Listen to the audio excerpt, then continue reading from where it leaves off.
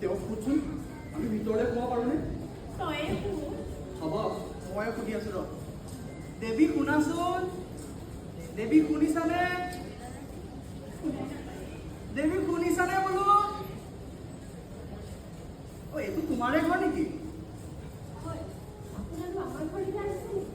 আমি তেনেকৈ কাৰো ঘৰলৈকে অহা বুলি ক'ব নোৱাৰি। ধৰি লওক এনেই অলপ ঘূৰি ফুৰি চাব আহিলোঁ।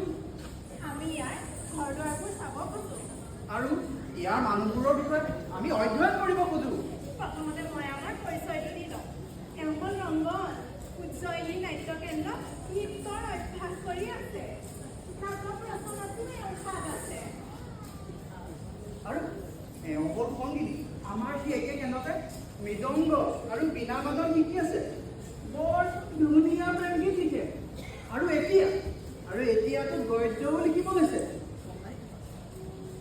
দেৱী, পিছে তোমাৰ পৰিচয়? তুমি তোমাৰ পৰিচয় নিদিলা? মোৰ একো পৰিচয়। আমি পঢ়িবলৈ অহা নাই, অধ্যয়ন কৰিবলৈহে। কোৱাচোন কোৱা, এই ঠাইখিনিত তোমালোকে কি বোলা? কোনখিনি ঠাই? অ' এইখিনি ঠাই আমি এতিয়া য'ত থিয় হৈ আছো, এই গোটেই ঠাইখিনিক উজ্জয়িনী জ্ঞান কোঠালি বুলি কয়। তোমালোকে কি বুলি কোৱা? কোঠালি? কোঠালিক তোমালোকেও কোঠালি বুলি কোৱা?